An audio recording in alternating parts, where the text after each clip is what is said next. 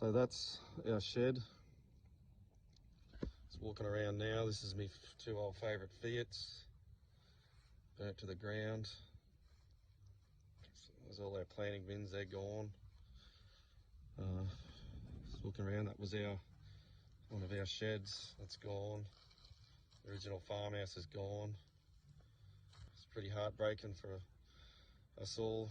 Dad's been here 50 years and never seen anything like that. All this hard work. This is all sheds here.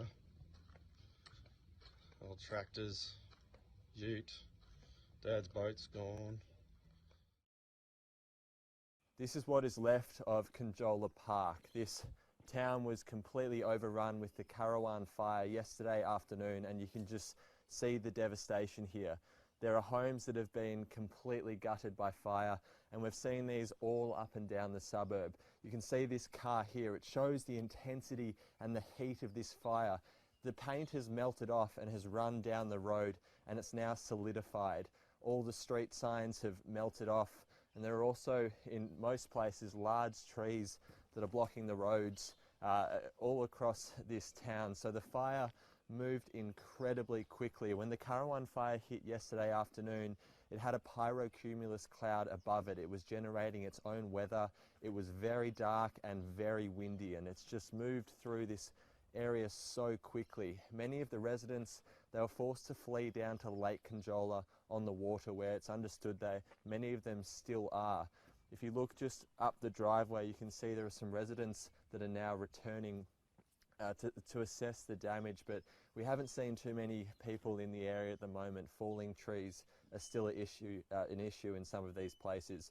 We have seen some RFS volunteers come through, and we do understand that damage assessment teams will be coming through at some point today to see what is the extent of this damage. But from what we've seen, it's vast, and this area, it's a family-orientated community. You can see in so many front gardens there are children's play equipment, there's totem tennis poles, there's swings, there's a playground not too far from here, and this is also a very popular holiday destination, and unfortunately it really has been decimated by this Carawan fire. So a very big hit for this community and many residents who will be entering the new year without a home.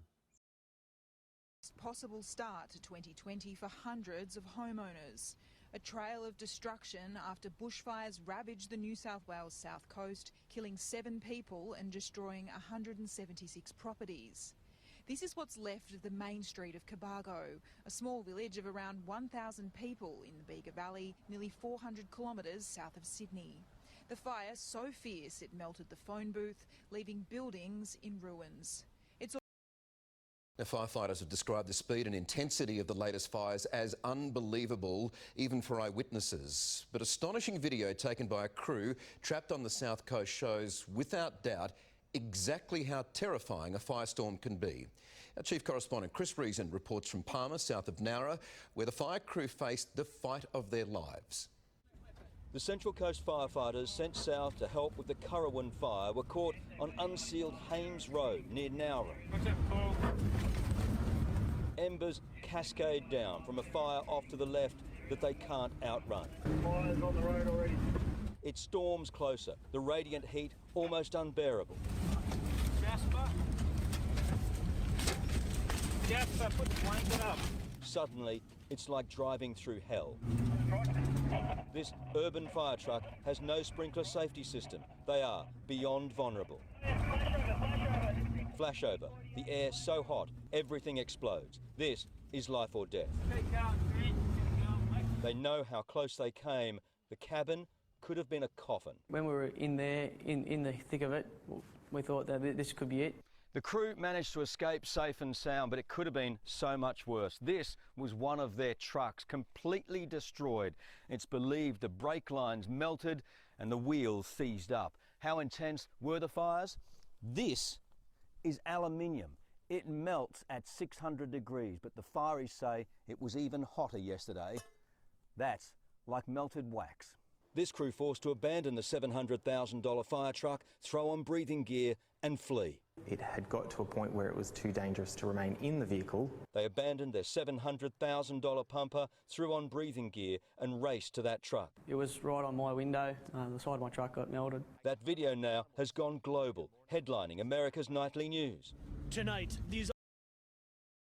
I'm in a street called the Quarterdeck, and this will show you just the sort of devastation of how many houses have been lost here in this area. Particularly when you look at this street, there is house after house that was hit by the flames and totally destroyed.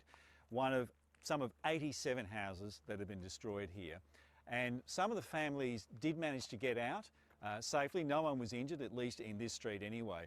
But you can see why they had to leave in a hurry. This all happened in a matter of minutes, which gave very little time for those who wanted to escape the flames, because we've already heard that some decided to stay and then realised it was just simply too late to defend, and so they had to jump into the lake. But these sort of houses, the lake is several hundred metres from here down the hills, there would have been no chance of escaping.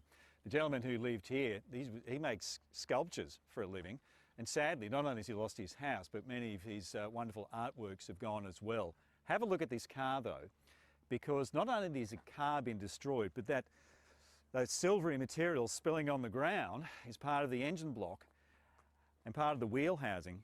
That would mean temperatures reach several hundred degrees in order for that to melt. It's pretty extraordinary. It shows you the intensity of the flames, which is why when you think about staying and defending, you've got to consider whether you can defend against heat that could do something like this.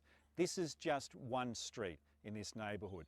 It's just one street in this part of the south coast of New South Wales. And consider what's happening in Gippsland as well, where there's been so much of this sort of destruction.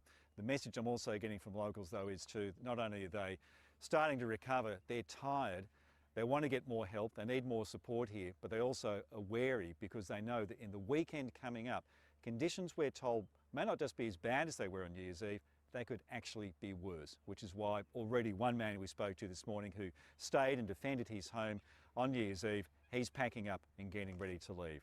He might be one of many who decide to do that day once the main road up here to the Princes Highway is reopened, which locals are begging for today, of all days, because really there's only a tiny window between now and Saturday when temperatures will go above 30 or 40 degrees again. A man found dead in a vehicle near Sussex Inlet.